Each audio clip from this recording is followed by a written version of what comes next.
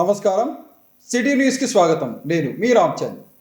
140 కోట్ల ప్రజల సంక్షేమం, దేశ అభివృద్ధి ధ్యేయంగా కేంద్ర ప్రభుత్వం 2023-24 సంవత్సరానికి సంబంధించి బడ్జెట్ను ప్రవేశపెట్టిందని కేంద్ర మంత్రి దేవుసిన్హా చౌహాన్, రాజ్యసభ మాజీ సభ్యులు టీజీ వెంకటేష్ తెలిపారు. ఈ మేరకు శ్రీ ఆర్య ఫంక్షన్ హాల్లో బీజేపీ ఆధ్వర్యంలో ఏర్పాటు చేసిన కేంద్ర బడ్జెట్పై సదస్సులో వారు ముఖ్య అతిథులుగా పాల్గొన్నారు. నగరంలో జరిగిన విలేకరుల సమావేశంలో కేంద్ర మంత్రి దేవుసిన్హా చౌహాన్ మాట్లాడుతూ, ఏపీకి కేంద్ర బడ్జెట్లో 42,000 కోట్ల రూపాయలు కేటాయించామని తెలిపారు. గతంలో ఎప్పుడూ కేంద్రం ఈ స్థాయిలో రాష్ట్రానికి బడ్జెట్ కేటాయించలేదని, ఏపీలో స్పెషల్ స్టేటస్ పేరు లేకపోయినా 48,000 కోట్ల రూపాయల అభివృద్ధి పనులు కొనసాగుతున్నాయని తెలిపారు. అలాగే 68,000 కోట్లతో రోడ్ల నిర్మాణం కొనసాగుతోందన్నారు. ఎయిమ్స్ కోసం 6,000 కోట్లు కేటాయించామని, కర్నూలులో డిఆర్డీఓకి 3,000 కోట్లు ఖర్చు చేస్తున్నామన్నారు. రాష్ట్ర ప్రభుత్వాలతో సంప్రదించిన తర్వాతనే కేంద్రం ఈ నిర్ణయం తీసుకుంటుందన్నారు. ప్రపంచంలో చాలా దేశాలు ఆర్థికంగా దివాలా తీస్తున్నాయని, ఆఫ్ఘనిస్తాన్, పాకిస్తాన్, శ్రీలంక వంటి దేశాలు తీవ్ర ఆర్థిక ఇబ్బందుల్లో ఉన్నాయన్నారు. భారత్ ఆర్థిక మాంద్యమును ఎదుర్కొని నిలదొక్కుంటోందని ఆయన తెలిపారు. అనంతరం బీజేపీ నేత, మాజీ రాజ్యసభ సభ్యులు టీజీ వెంకటేష్ మాట్లాడుతూ, కేంద్రం లక్షలాది ఇళ్లు కట్టించిందని, ప్రభుత్వం వాటిని లబ్ధిదారులకు ఇస్తే బీజేపీ ప్రభుత్వం మరికొన్ని ఇళ్లు మంజూరు చేస్తుందన్నారు. వాటర్, రోడ్లు, రైల్వేలకు కేంద్ర ప్రభుత్వం భారీగా నిధులు ఇస్తోందని, కానీ రాష్ట్ర ప్రభుత్వం వాటిని జీతాలకు వాడుకుంటోందని అన్నారు. గత బడ్జెట్లో, ఈ బడ్జెట్లో కేంద్ర ప్రభుత్వం రాష్ట్రానికి దాదాపుగా 70,000 కోట్ల నిధులు కేటాయించిందని, కానీ రాష్ట్ర ప్రభుత్వం వాటిని సద్వినియోగం చేసుకోకుండా స్పెషల్ స్టేటస్ ఇష్యూను తెరపైకి తీసుకువస్తోందన్నారు. స్పెషల్ స్టేటస్కు బదులుగా ఇండైరెక్ట్గా కేంద్రం పలు అభివృద్ధి పనులకు భారీగా నిధులు ఇస్తోందని, కానీ రాష్ట్ర ప్రభుత్వం వాటిని వాడకపోవటం వల్ల డీల్ అండ్ ఫండ్స్ వెనక్కి వెళుతున్నాయన్నారు. కొందరు నాయకుల వల్ల కర్నూలు శివారులోని రైల్వే రీహాబిలిటేషన్స్కు ఆటం కలుగుతోందని, దీనివల్ల కాంట్రాక్టర్లు పనులు చేయలేకపోతున్నారని తెలిపారు. आंध्र प्रदेश स्टेट में अभी जो बजट डिक्लेयर किया है, उस बजट में हमने आंध्र प्रदेश को 41,998 crore, that means overall you can say 42,000 crore centre ने इस बार 2023-24 में आंध्र प्रदेश को बजट में अलॉटमेंट किया है पैसे का, जो सबसे ज़्यादा है. आज तक 42,000 करोड़ आंध्र प्रदेश को किसी सेंट्रल गवर्नमेंट ने नहीं दिया है. इसमें हमने क्या किया है कि जो Andhra Pradesh central petroleum tribal university है, वाइजैक स्टील प्लांट है, उनको 683 करोड़ अलॉट किया है, allotted by the central government. AIIMS Mangalagiri along with others AIIMS got rupees 6,835 crore AIIMS के लिए. Second rupees 8,406 crores allotted for railways in AP. It is a 9 times higher annual average of rupees 886 crore. आज तक के इतिहास में 9 times railway में कभी आंध्र प्रदेश में इन्वर्ट नहीं. पहले कितना था? करीब 800 करोड़ था. अभी वो 8,500 करोड़ का इन्वेस्टमेंट रेलवे में आंध्र प्रदेश में आ रहा है. और अभी आंध्र प्रदेश में 32 प्रोजेक्ट्स जो चल रहा है, वो प्रोजेक्ट्स पहले नेशनल हाईवे के थे 5,704 किलोमीटर, मतलब 5,704 किलोमीटर्स, वो है 64,429 करोड़, वो आंध्र प्रदेश में चल रहा है.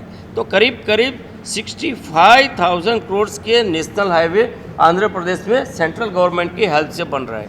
और रेलवे का जो बजट है उसमें आपको थोड़ा बाइफर्केशन देता हूँ. तो वाइजैक के लिए रुपीज़ 446 करोड़, नीलोर के लिए रुपीज़ 1,003 करोड़, तिरुपति के लिए रुपीज़ 312 करोड़.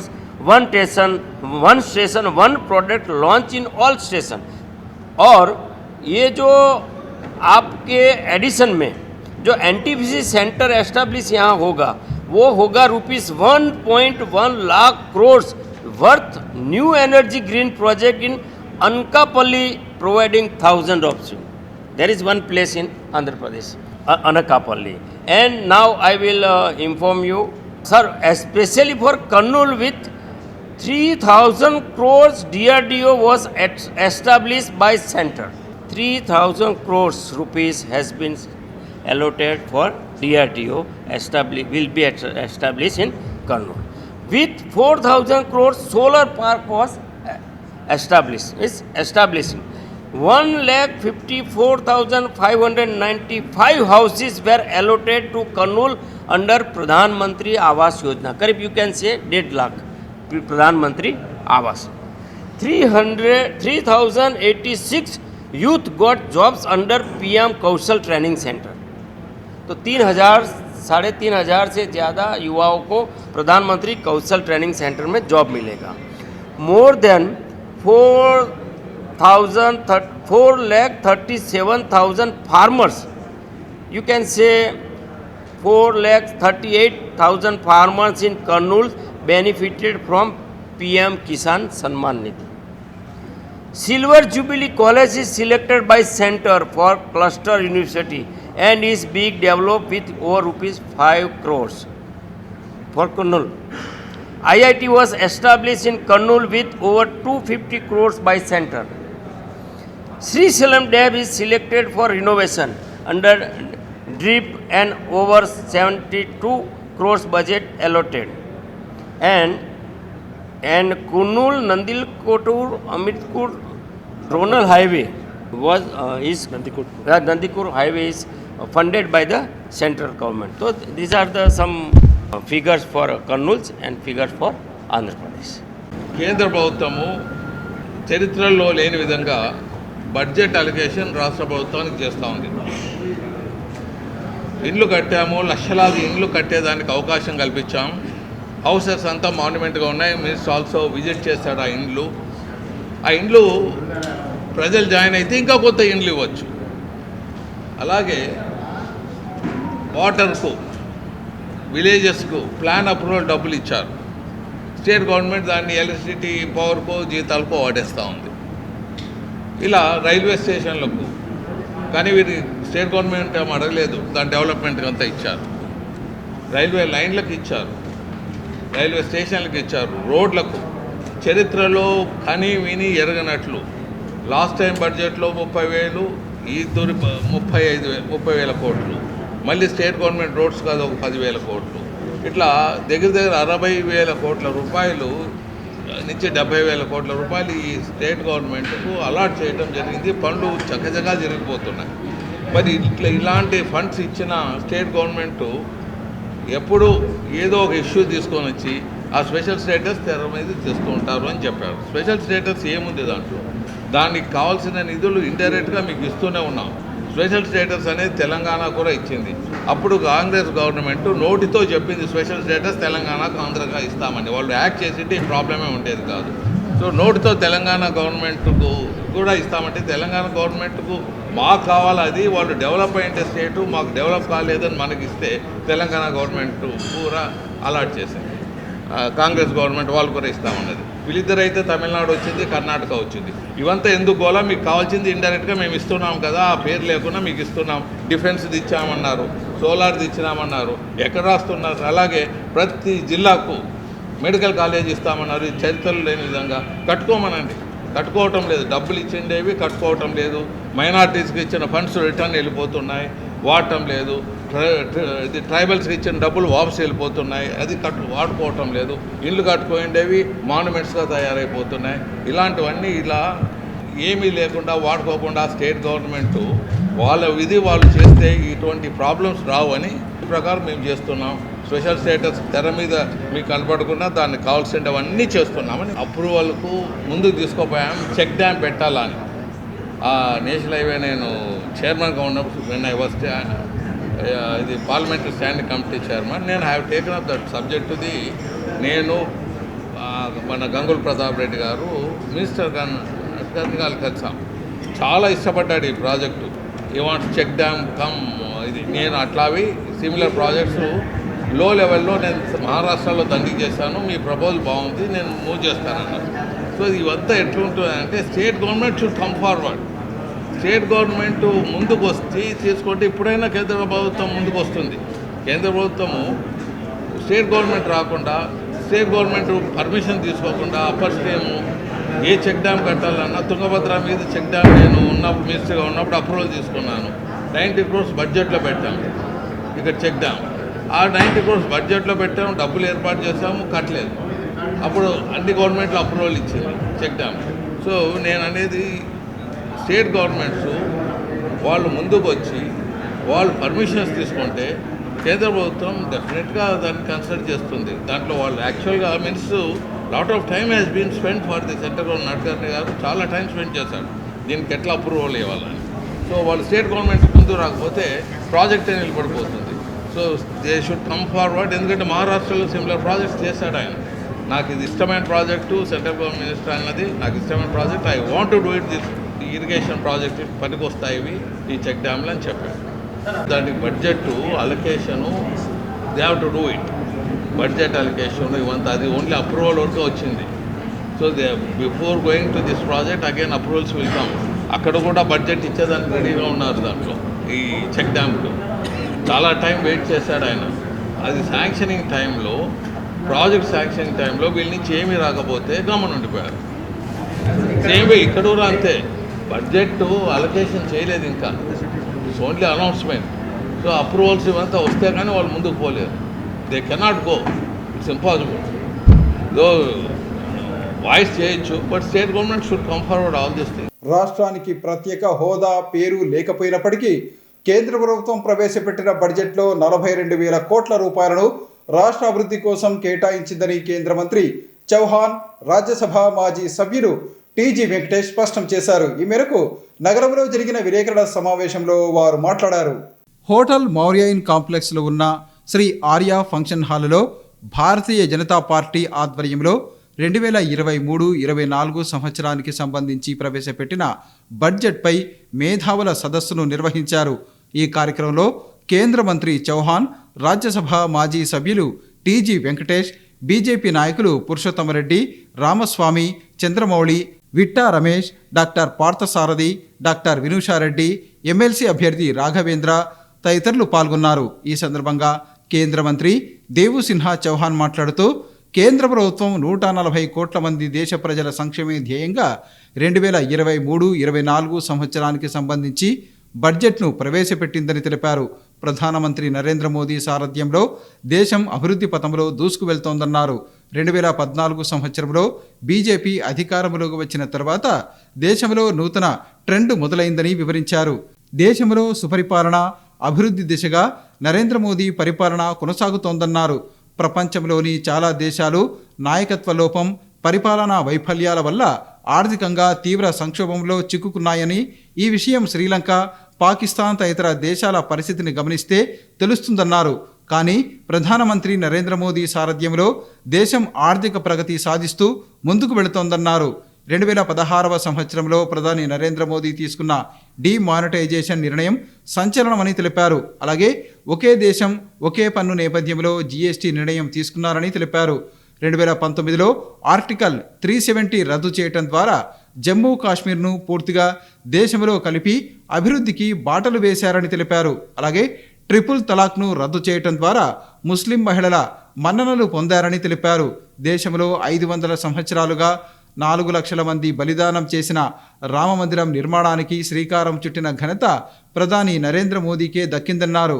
గతంలో ప్రతి జబ్బుకు విదేశాల నుండి టీకాలను దిగుమతి చేసుకునేవారమని, అలాంటిది ప్రపంచాన్ని వణికించిన కోవిడ్ వైరస్కు సంబంధించి కేవలం 9 నెలల కాలంలోనే స్వదేశీ వ్యాక్సిన్ను రూపొందించి మన దేశంలో పంపిణీ చేయటమే కాకుండా ఇతర దేశాలకు ఎగుమతి చేసిన ఘనత కూడా ప్రధాని నరేంద్ర మోదీకే దక్కుతుందన్నారు. 2014కు ముందు ప్రతి సంవత్సరం తీవ్రవాదుల దాడులు కొనసాగాయని, ఆ సమయంలో కాంగ్రెస్ నేతలు పరామర్శించడం తప్ప ఏమీ చేయలేకపోయారని తెలిపారు.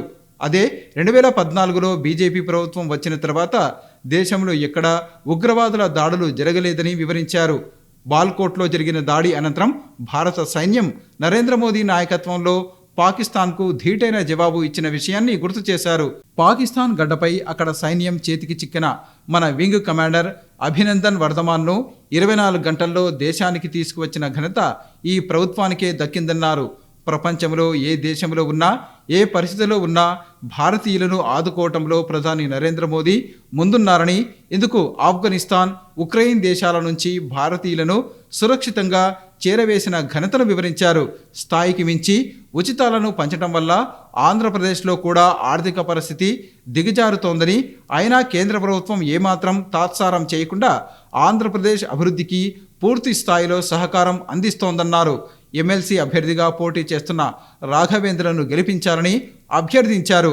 అనంతరం బీజేపీ నేత, రాజ్యసభ మాజీ సభ్యులు టీజీ వెంకటేష్ మాట్లాడుతూ కేంద్ర ప్రభుత్వం 2023-24 సంవత్సరానికి సంబంధించి ప్రవేశపెట్టిన బడ్జెట్ను అభినందించారు. కేంద్ర ప్రభుత్వం అన్ని రాష్ట్రాల అభివృద్ధికి నిధులను బడ్జెట్లో కేటాయిస్తున్నా కొన్ని రాష్ట్రాలు వాటిని సరిగ్గా వినియోగించుకోవటం లేదన్నారు. దీనివల్ల ఆయా రాష్ట్రాల్లో అభివృద్ధి నిలిచిపోతోందన్నారు. ప్రధాని నరేంద్ర మోదీ నాయకత్వంలో కేంద్ర మంత్రివర్గంలో అవినీతికి ఎలాంటి అవకాశం లేకుండా క్రమశిక్షణతో పరిపాలనా నిర్ణయాలు తీసుకుంటున్నారన్నారు. బహుశా ప్రపంచంలో ఇలాంటి మంత్రివర్గం ఎక్కడా ఉండదని తెలిపారు.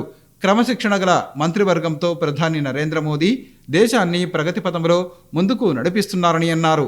ఎన్నికలు వచ్చినప్పుడు ప్రజలు ఇలాంటి మంచి ప్రభుత్వాలను ఎన్నుకుంటే అటు అభివృద్ధి కార్యక్రమాలతో పాటు ప్రజలకు సంక్షేమ కార్యక్రమాలు అందుతాయన్నారు. ప్రత్యేక హోదాకు సంబంధించి దానికి కర్త, కర్మ, క్రియ అన్నీ తానేనని, ప్రత్యేక హోదా కోసం మొదటి నుంచి పోరాడుతున్నామని తెలిపారు. కాంగ్రెస్ ప్రభుత్వం రాష్ట్రాన్ని విభజించినప్పుడు తామే ప్రత్యేక హోదా అంశాన్ని తెరపైకి తీసుకువచ్చామన్నారు. ప్రస్తుతం అధికారంలో ఉన్న బీజేపీ ప్రభుత్వం విభజన బిల్లులోని అన్ని అంశాలను అమలు చేస్తుందన్నారు. ప్రస్తుతం రాష్ట్రానికి సంబంధించి ప్రత్యేక హోదాకు మించి నిధులను కేటాయిస్తూ రాష్ట్ర అభివృద్ధికి కేంద్ర ప్రభుత్వం అండగా నిలుస్తోందన్నారు. కేంద్రం ఇచ్చిన నిధులను సక్రమంగా వినియోగించుకోకుండా ప్రత్యేక హోదా అంశాన్ని తెరపైకి తీసుకురావడం జరుగుతోందన్నారు. కేంద్రం ప్రవేశపెట్టిన బడ్జెట్ విషయానికి వస్తే రాష్ట్రంతో పాటు జిల్లాకు భారీగా నిధులను కేటాయించారని తెలిపారు.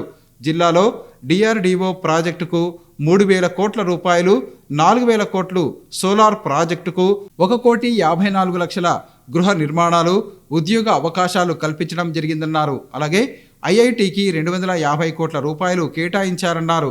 నగరంలోని ప్రతిష్టాత్మక సిల్వర్ జూబ్లీ కళాశాలను క్లస్టర్ యూనివర్సిటీగా ప్రకటించారని తెలిపారు. శ్రీశైలం ప్రాజెక్టు ఆధునికీకరణకు 770 కోట్ల రూపాయలు, నందికొట్కూరు, ఆత్మకూరు, దోర్నాల రహదారి నిర్మాణానికి 1,454 కోట్ల రూపాయలు, మంగళగిరి ఎయిమ్స్కు 6,835 కోట్ల రూపాయలు, రైల్వేకు 8,400 కోట్ల రూపాయలను కేటాయించారని వివరించారు. జిల్లాలో సిద్ధేశ్వరం వద్ద తీగల వంతెన స్థానంలో చెక్ డ్యాం బ్రిడ్జి నిర్మాణం చేపట్టాలని, తాను నేషనల్ హైవేస్ పార్లమెంటరీ కమిటీ చైర్మన్గా ఉన్న సమయంలో సంబంధిత మంత్రికి వివరించామని, అందుకు ఆయన సానుకూలంగా స్పందించారని చెప్పారు.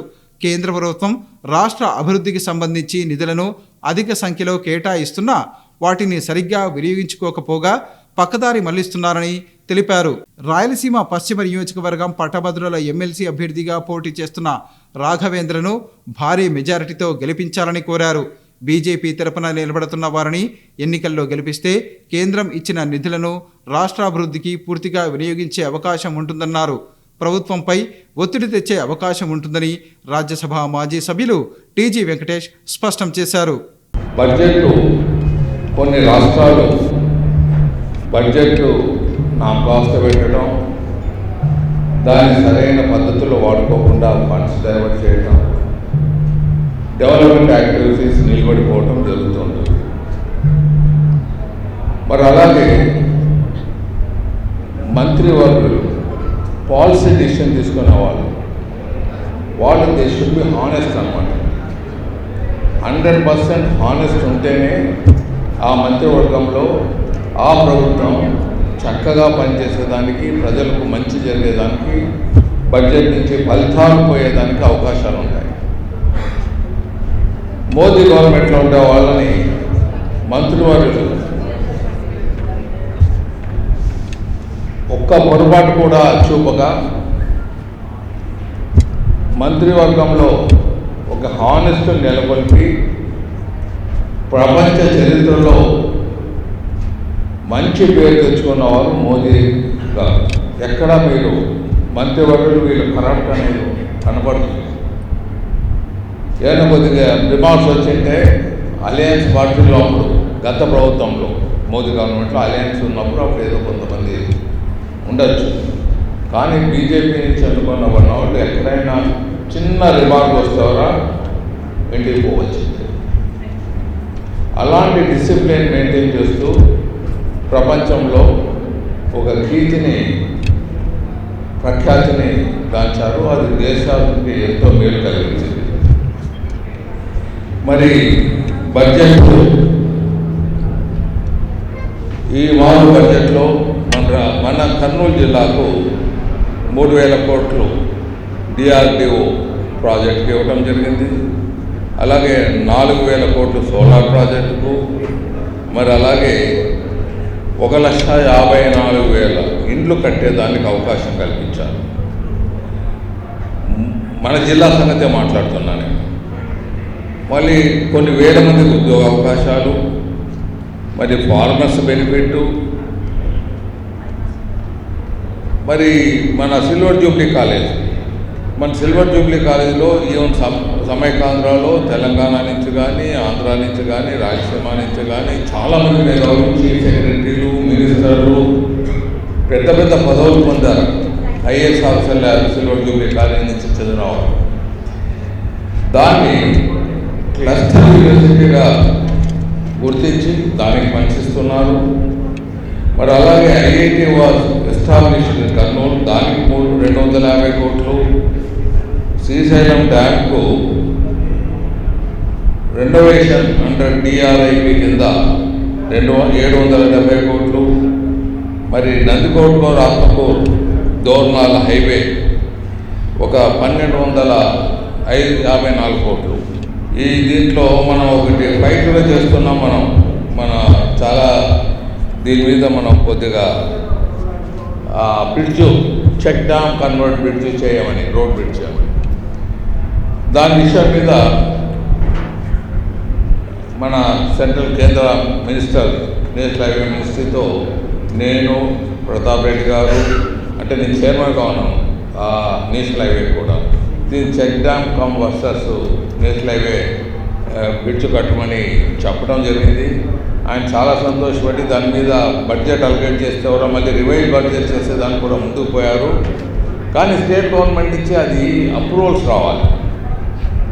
మళ్ళీ స్టేట్ గవర్నమెంట్ కింద నుంచి ఇరిగేషన్ నుంచి అప్రూవల్స్ తీసుకోవాలి. మహారాష్ట్రలో నేను ఇటువంటి ప్రాజెక్ట్ చేశాను, ఇది మంచి ప్రాజెక్టు అని. సో స్టేట్ గవర్నమెంట్ ఏమైనా కొన్ని ముందుకు వస్తే పర్మిషన్స్ తీసుకుంటే మరి చేసుకునే దానికి అవకాశాలు ఉంటాయి. లేకపోతే మనం ఏం చెప్పినా మనం ప్రయోజనం ఉండదు. అలాగే 41 కోట్లు, దగ్గర 42 కోట్లు బడ్జెట్లో స్టేట్ గవర్నమెంట్కి అలొకేట్ చేశారు.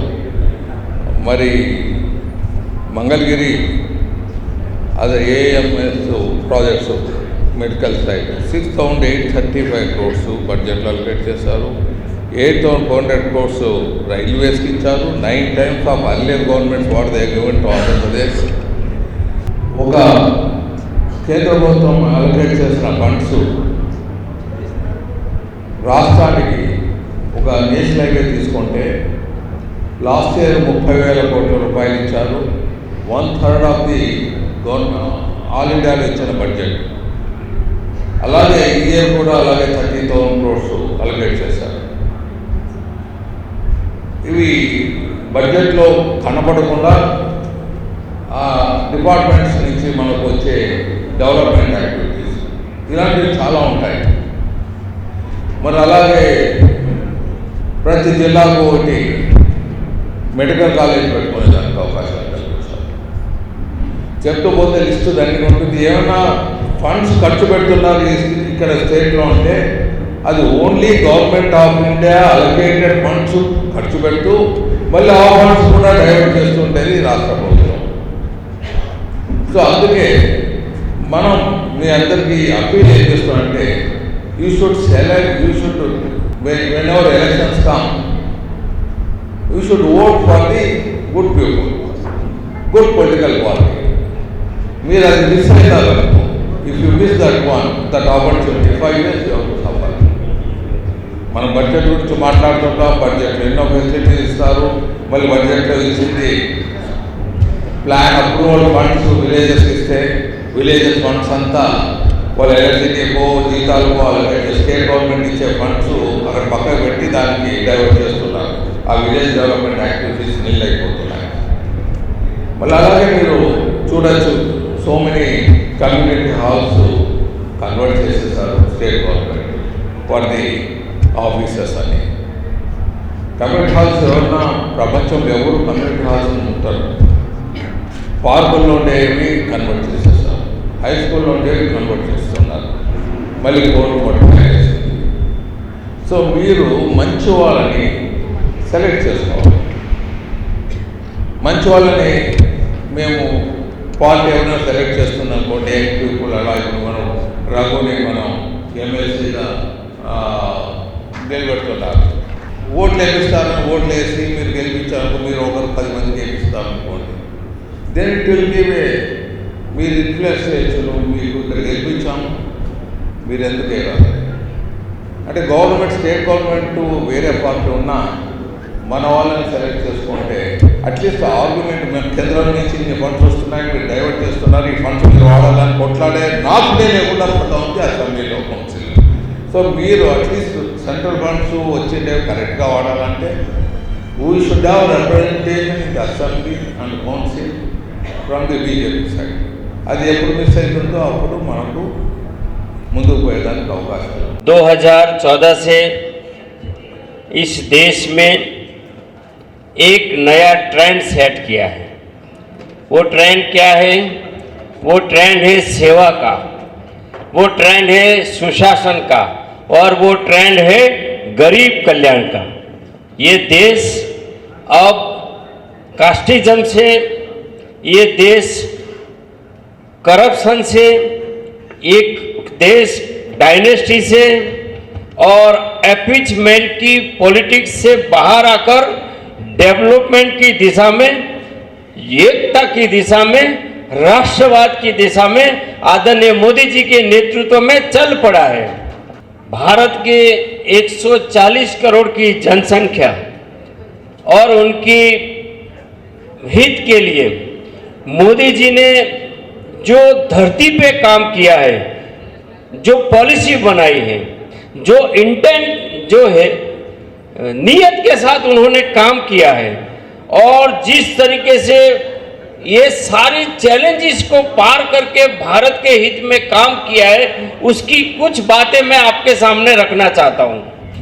ये 2014 से करीब 9 साल में हमारी सरकार ने बहुत बड़ा रिफॉर्म्स का काम किया है, बहुत बड़ा एक ट्रांसफॉर्मेशन इस देश में लाने का काम किया है, और ऐसी पॉलिसी बनाई है, ऐसे डिसीजन लिए हैं और हिम्मत के साथ लिए हैं।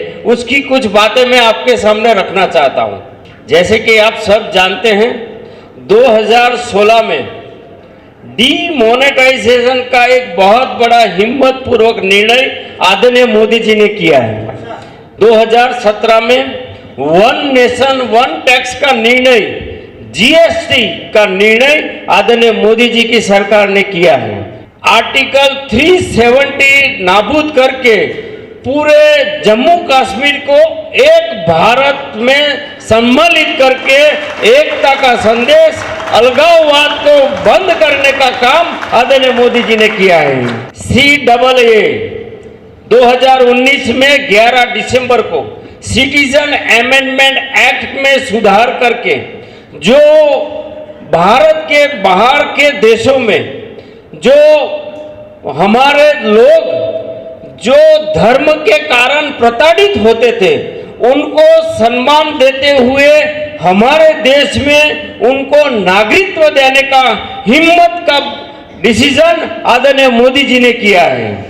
हमारे देश में नारी का सम्मान होना चाहिए, नारी को उसका राइट मिलना चाहिए, और इसीलिए 2019 में मोदी जी ने ट्रिपल तलाक का कानून रद्द करके मुस्लिम महिला माताओं को पूरा सम्मान देने का काम किया है। और हमारे देश में 500 साल से जिस मंदिर को लिए संघर्ष किया, करीब 400 साल में 4 लाख से अधिक लोगों ने शहीदी अपना बलिदान दिया, वैसे हमारे राष्ट्र का आत्मा जैसे बोलते हैं, वैसे राम मंदिर का अयोध्या में निर्माण करने का प्रारंभ आदरणीय मोदी जी ने किया है। वैसा ही काम हमारे देश में स्वदेशी कोरोना का वैक्सीन जो हिंदुस्तान के इतिहास में पहली बार हुआ है। पहले कभी वैक्सीन हमने नहीं बनाई। हमारे देश में जो भी डिजीज आए उसकी वैक्सीन विदेश से आती थी, और वो कब आती थी? कभी 15 साल के बाद, कभी 20 साल के बाद, कभी 30 साल के बाद, 35 साल के बाद वैक्सीन विदेश से आती थी।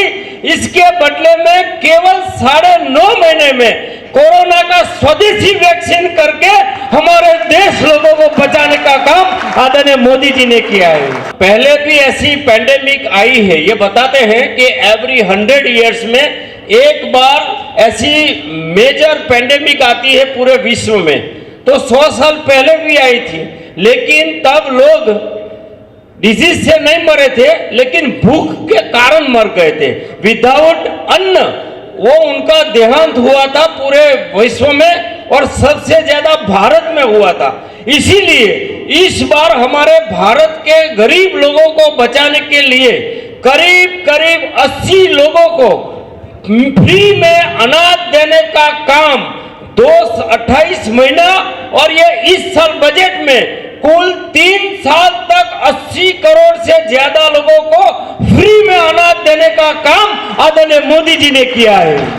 हमारे देश में बिफोर 2014 इस देश का ऐसा कोई बड़ा टाउन नहीं था जहां आतंकवादी अटैक नहीं होते थे, और जब भी अटैक होते थे हमारे उस समय की कांग्रेस के नेता टीवी में आके अफसोस जाहिर करने के बाद केवल शांत हो जाते थे, अपने घर चले जाते थे, कोई एक्शन नहीं लेते थे। यहां तक कि जब मुंबई का अटैक हुआ हमारे पास पूर्ता एविडेंस था, फिर भी हमने एक्शन नहीं लिया। हमारे तत्कालीन prime minister Manmohan Singh America के प्रेसिडेंट पास जाके मदद मांगते थे कि हमें हेल्प करो। पाकिस्तान ने हम पर अटैक किया है, लेकिन अभी 2014 के बाद वो सिनेरियो चेंज हो गया है। 2014 के बाद हिंदुस्तान में कोई अटैक नहीं हो रहा है, बल्कि जब भी कोई आतंकवादी घटना होती है उरी और बालाकोट जैसे हमला करके हमने पाकिस्तान को जवाब दिया है। आपको ये भी घटना याद होगी जब हमारे एक जवान गलती से पाकिस्तान की बॉर्डर में चला गया था, और उस समय हमारे वड़ा प्रधान, हमारी सरकार पाकिस्तान को बोलती थी कि आप हमारे वो जवान को वापस दे दो। 1 महीना वेट किया, 2 महीना, 3 महीना, 6 महीने वेट करने के बाद पाकिस्तान ने उस जवान को वापस भेजा, लेकिन उसका सर नहीं था, केवल धड़ भेजा था। वो पाकिस्तान अब 24 आवर्स में हमारे अभिमन्यु को छोड़ने के लिए बॉर्डर पे आके खड़ा रहता है। हमारे देश में जब भी ये इतना महत्व नहीं रहा, जब 2 देश आपस में लड़ते थे, जब अफगानिस्तान में तालिबान ने अटैक किया, तब देवी शक्ति ऑपरेशन करके हमने 700 लोगों को अफगानिस्तान की धरती से भारत में सही सलामत लेकर आए थे। दूसरे लोगों को, सिटीजन को भी भारत लेकर आया था। आप ये भी जानते हैं जब 2 देश लड़ते हैं तो दोनों देशों को ये बताने की हिम्मत की और देश ने माना।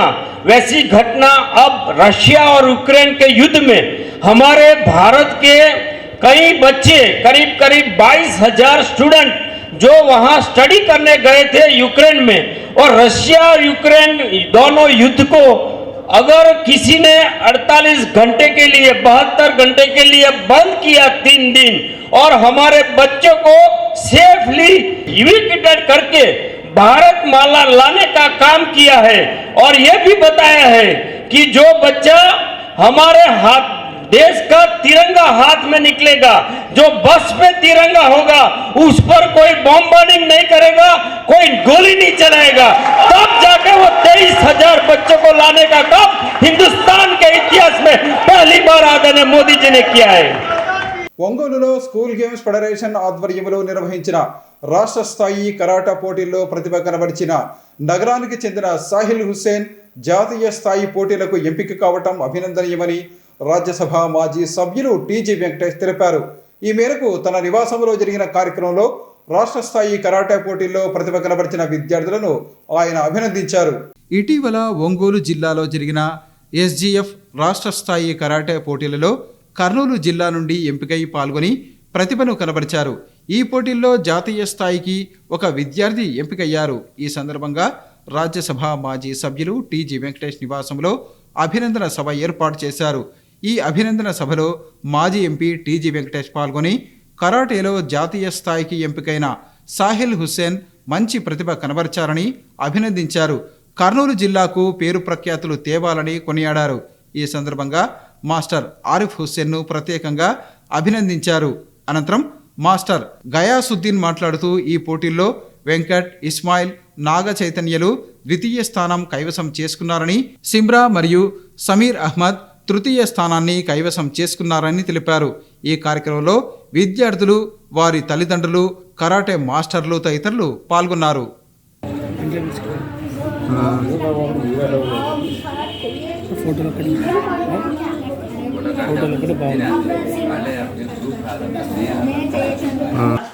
అందరికీ నమస్కారం. నా పేరు ఫయాజ్, సీనియర్ కరాటే మాస్టర్. ఇక్కడ మా గురువుగారు ఆరిఫ్ మాస్టర్ గారు ఉన్నారు. మా గురువుగారి ఆధ్వర్యంలో 8 మంది విద్యార్థులు షిటోరియో కరాటే అసోసియేషన్ ఆధ్వర్యంలో స్కూల్ గేమ్స్ లో, జిల్లా స్థాయి స్కూల్ గేమ్స్ లో విద్యార్థులు పాల్గొని జిల్లా స్థాయిలో పథకాలు సాధించి రాష్ట్ర స్థాయిలో ఒంగోలులో జరిగిన రాష్ట్ర స్థాయి school games federation of championship లో మా షిటోరియోకి చెందిన విద్యార్థులు 8 మంది, అందులో ఒకరు నేషనల్ ఎంపిక కాగా మిగతా 7 మంది విద్యార్థులు సిల్వర్, బ్రాంజ్ మెడల్ సాధించారు. వారికందరికీ మా యొక్క శుభాభివందనాలు. అలాగే దీనికి మంచి శిక్షణ ఇచ్చిన మా గురువు గారు ఆరిఫ్ హుస్సేన్ సార్ కూడా మా యొక్క ప్రత్యేక ధన్యవాదాలు తెలియజేసుకుంటున్నాను. దీనితో పాటు ఈ కార్యక్రమానికి మా విద్యార్థులకు అందరికీ గౌరవనీయులు మాజీ రాజ్యసభ సభ్యులు టీజీ వెంకటేష్ సార్ గారు మా విద్యార్థులను తన నివాస గృహంలో పిలిపించి వాళ్ళను ప్రత్యేకంగా అభినందించినందుకు మేము వారికి కూడా మా యొక్క కృతజ్ఞతలు తెలియజేసుకుంటున్నాం. ఇవి ఈనాటి సిటీ న్యూస్.